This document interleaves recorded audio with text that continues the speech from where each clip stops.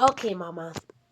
Today, I'm literally sitting down with you and answering all of your questions about faith, freedom, and income. This is our Q&A session. I want you to literally pretend that I'm sitting across from you. You have so many questions about how to get started. I'm here to answer them for you.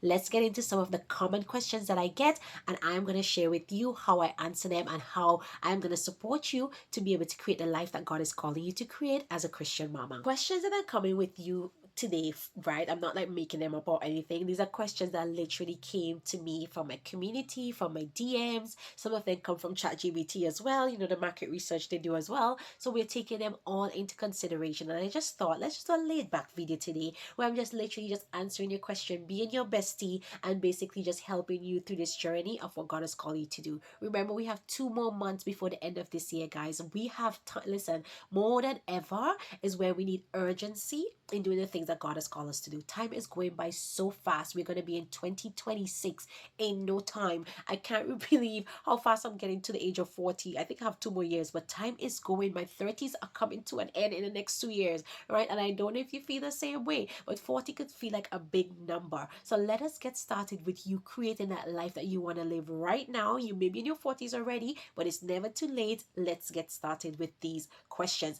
So one of the things that I have here right now is the question: is it okay to want more money as a Christian mom? A lot of moms feel this way. They feel like they should just be okay with where they are. They feel they should just be satisfied with the things that God has already called them to do.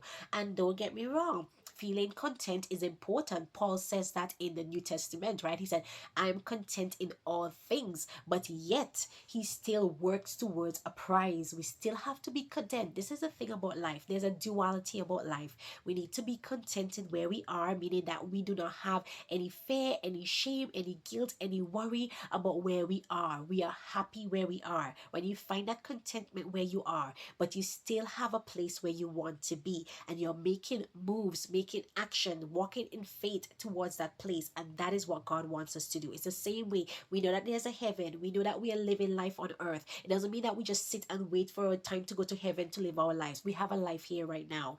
And in that same way, we need to think about our goals and the things that God has called us to do. So it in short on all of this, it is not bad. Listen, this is a great question because God doesn't condemn abundance. We share that in John 10:10. Jesus said he came so that we could have life and live it more abundantly. God wants you to have an abundant life. He doesn't want you to struggle. He doesn't want you to survive. He doesn't want you to be in this constant fear and like just survival mode. No, he wants you to strive. He wants you to thrive, not strive. He wants you to thrive, right? And so he created this abundant life for us by sending his son Jesus Christ so that we could have that freedom that's already within him. And also the problem isn't wanting more, guys. It's not. It's when we worship the things that we have over God. Let me just make that clear. Wanting more is not the problem. God wants you to have more. He wants you to want more. He wants you to aspire for greater things. Obviously, look at King Solomon, look at Abraham, look at Isaac. They all had great things in their lives, but he wants you to put him as the pedestal. He needs to be the one that you're worshiping. Do not worship the things, but worship the person who gave you the things, right? Worship the creator who's able to give you the things that you are praying for. That is the key. He wants you to focus on him more than anything else that you're wanting for or praying for. That's what you need to remember. So when your heart is for impact, not greed, God delights in blessing you and who you are in him, right? You can desire more and you can stay surrendered all at the same time. So don't ever feel like if wanting more is bad. God wants that for you, but you also need to make sure that he is the center of everything that you're doing and what he's calling you to be. Make sure you keep your eyes on him. Next question: how do you balance motherhood and building a business? Guys, moms know we can do anything we put our mind to. Whether you're a type A or type B personality, you will do whatever you want to do, and you can do it, right? We just find ways to do things. This is just the way it is. We figure things out, right? And I'm telling you right now, it's not perfect, but that is why we have to pray for alignment, not just balance. We have to pray for alignment, and that is why we need to put this business that we are praying for in God's hands, because he's the one who's going to direct our path, and he's the one who's going to make sure that we have peace in doing it, right? So You need grace. What you need to do is to pray for grace. Ask God to give you the grace to do it all, so you're not feeling overwhelmed, so that you have a support system, so that you know what to let go of and say no to. I did a video that's very popular about the 3 things I had to let go of in order to find peace and purpose. Go ahead and check it out, right? One of them was learning to say no, knowing that your no is sacred and it's not bad, because you can't do everything all at the same time or all at the same place, right? You need to know what to say no to. And so you have to learn to have grace. Ask God to give you the grace to do it, and learn that success looks differently for different people. So your success will look different to my success. It all depends on what it is that you want for your life, right? For me, my 2 hour work day is my successful life, right? I'm able to work 2 hours of my day around my kids, and I get to spend the rest of my time living my life, enjoying my family, and doing the things that I want to do. Some people may want to work more. It depends on what success looks like for you. So don't look at my success or other people's success and think that that's the way it should be. It all depends on you as an individual, and don't be ashamed of that, right? So it all depends as well on the season of motherhood that you're in too. Let's talk about that, right? So different people in different seasons of motherhood. There are people with young babies, there are ones with the toddlers, there are ones with the little kids, there are ones with the adults and the teenagers. It's all gonna look differently for each season of motherhood that you're in. Right now, my son is 1 year old. I have a 6 year old. For me, overwhelmed, I need to be at a minimum. That's why I say no, right? So for you, you might have more time because your kids are teenagers. They spend more time away. They're in their rooms, and you have more time to do the things that you want to do. So just remember that your season that you're in as a mother will actually influence your business and the time that you have to put in it. And that's absolutely great, because you know that if you're in a place right now where you only could give a little bit into your business, that you're going to get to a place eventually where you will have more time, and that is okay, because life is about seasons. Your kids are only going to be young for a little while, and be just content in that space, guys. Don't try and rush it. I tell my husband this all the time. Don't rush our kids to grow up, because when I'm telling you, in the grand scheme of things, our kids are 18 and they're gone, right? In the grand scheme of life, most of us live to what, 80, 90 years old. Your kids are only young for 5, 6 years. The rest of the time they are big kids. Like, come on, let's not rush those time, because we are going to be remembering these times and wishing that we could have them back. So let's be present and enjoy them while we can. A reminder for you, it's about rhythm, not perfection. Set boundaries, work with your kids, work with your family, right? Make sure you give them boundaries. This is my work time. This is what I need to do. When my kids nap, I make sure I get all of my things done for my business. So I know that my boundaries are set, and I'm not always on my phone around my children. That's what I try not to do, right? Include your children as much as you can. Why not? Bring them into some of the things. Maybe you don't want to bring them into your videos, but some of my videos that I do for TikTok, I try to, like, obviously not show their faces, but I like to show us doing things, right? Hanging out, playing in the park, doing things that are fun, right? So you can include them into your business as well. In my cookie business, my daughter helps me make all the time. Yes, sometimes she makes me speak more than I should, but she loves to help, and we need to encourage our children as well to get involved. So why not bring them in, get them involved as much as they can. This also lets your kids see that you're working on a purpose, that you're doing things that God has called you to do, and you're working on something that God has already placed in your heart. That is a great role model, and that's a great example for your kids to see that you are not giving up no matter what's going on, but you're just making it look different around your children, and that's perfect. I want to encourage you of this, that you're not neglecting your family by following your calling, that you're modeling faith in action. That is it. You're modeling faith in action every single day when you're showing up for your business,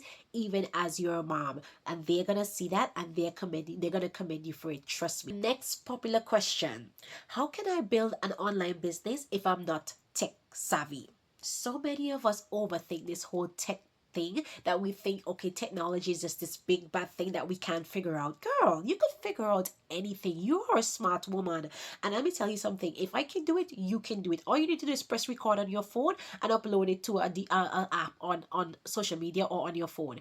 Everything is already there for you. So let me tell you, you do not need to be a tech genius. None of us are. I am not, right? You can't, and true, to be honest, you don't want to be a tech genius either, because we don't have time for all of those things. But you can learn step by step, and it is not as hard as you think. So the first thing, as always, start simple. As I keep telling you, use your phone, use social media. Literally, just show up. That's all you need to do. Start small. Start with a digital product, right? Maybe you want to create your own, or maybe you want to resell one that's already done for you. I talk about this all the time, and that's how I help you, right? I either help you to create your own digital product, whether it's a course or PDF or masterclass or template, whatever it is that you want to do, or you want to just resell a product that's already been created and make 100% profit with digital marketing. I also share that with you as well. Start small, step by step. The next thing that you want to do is just be consistent. Show up consistently. That is key.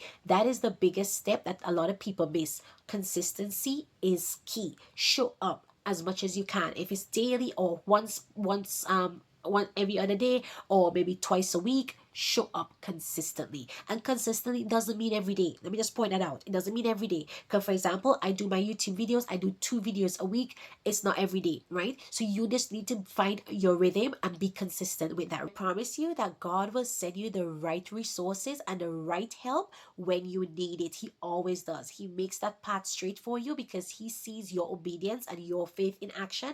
He will send you exactly what you need. So let's not complicate anything. Don't overthink. Don't focus on complexity. Just get started one step at a time. Let me remind you, you can build a profitable business, guys. All you need is a phone, Wi-Fi, and the right mindset of consistency and knowing that God has got you. And if you'd like to find out more about the digital marketing business I just shared with you, if you don't want to create your own product or service, just comment system and I will send you more details about how you can literally have a free system that can set up for you on automation so that you could work 2 hours a day around your family and make passive income as a stay-at-home mom. Question number 5.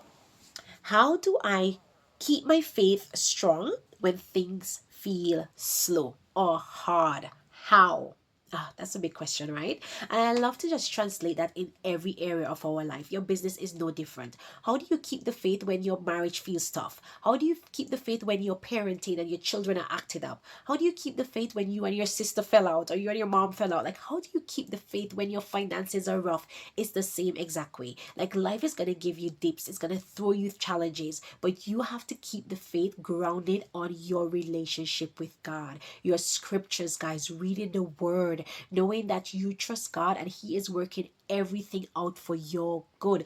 That is key, all right? So, I have been here, guys. I've been here so many times that I could share this like a book because I know what it is to struggle in your business. And I tell you one thing I always used to do before. I used to always think that my business is different, it's separate, it's not the same, but it truly is. It's the same concepts, okay? You just need to keep showing up, keep praying, keep declaring that nothing, and even if it feels like nothing is moving, know that it's easy for you to give up, but with God, He's going to take you through it. Know that. God is going to take you through it. Remember, guys, faith is testing in waiting. You're going to be tested while you're waiting. That is faith, right? You're not going to see the end results. You're not going to see the things that you're praying for right away. But your faith is what is going to keep you going because you trust that at the other end of it, you're going to receive the things that you're praying for. Habakkuk 2 and 3 reminds us, though it tarry, wait for it. It will surely come. Do not give up. It will come. So God uses these quiet seasons, guys. The times when it feels slow, it feel like things are not working. It is working. Things are happening behind the scenes. He uses these seasons to build your roots so that it's grounded. It is reaching far so that when that wind comes, you can stand firm. I was listening to something the other day and the guy says, it's similar to like when you have an Apple, right? Like I only have an Apple iPad. I don't have an Apple phone. But he was saying like when you literally have a dead phone, a dead Apple, those of you who have Apple, your phone is dead and nothing is happening. You plug in the charger. You wait a few minutes, nothing happens. Why? Because it needs to just have some the power is going through, it's going to the battery, it's trying to build it up, before it switches on the phone. It's the same way, guys. Many times in the slow seasons, in the periods where things doesn't seem like it's working, God is charging you up in the background. He's building up your battery where you can't even see it, so that when you come on in full blast and you have enough power to take you through that season in your life. Isn't that great? I love that analogy, and that's like simile that that just really shows us, like, in our lives, we don't see the surface, we don't see the results on the surface, we don't see things happening on the surface, but in the background it is always working. And that is the mindset we need to have. It is always working, believe me. So stay consistent, be obedient. He's working behind the scenes even when you don't. Okay, and our final questions for today. Can I really build freedom from home? Yes, you can. 100%.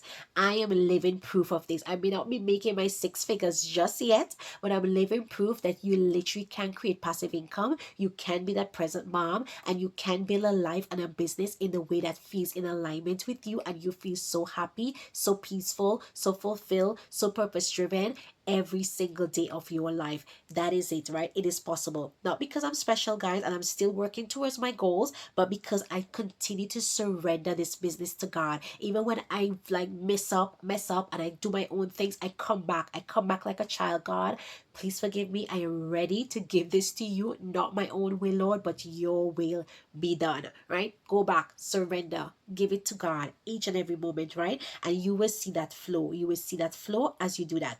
So freedom is more than just money, guys. It really is. Freedom is peace, it's time, it's alignment. Let me remind you of that. Sometimes it's not just about the monetary value, it's these three things: peace, alignment, time, freedom. Perfect. Right? When you invite God into your business, He multiplies your efforts 100%. Believe that, be encouraged by that. So, you were never meant to stay stuck, mama. You were never meant to be broke. You were meant to build, to multiply, to create, and to thrive in the abundance that God has already promised you. All right, so just a recap for today. Whether you're praying for balance, believing for income, building your faith, God sees you. He sees everything that you're doing, mama. He knows your heart. And He's with you every single step of the way. He's just waiting for you to invite Him and make it all about Him and doing it with Him. That's what He's waiting for. So be encouraged. You're not. Okay, if this video has encouraged you in any way, just put faith in the comments. As always, thank you so much for watching. Do not forget to subscribe to this channel, share it with a friend, and let me know which one of these were your biggest concerns, which one of these really helped you, which one of these points was encouragement to you that you needed to hear. Maybe one of these were a question that was bubbling up inside of you for such a long time. You didn't know how to answer it. Let me know if this answered any of that for you. And as always, I'm so grateful to have you here, so grateful for you to watching this video and just sharing in this moment with me. So I love that for you, and thank you so much as always. God bless you, and I will see you on the next video. Take care. Bye bye.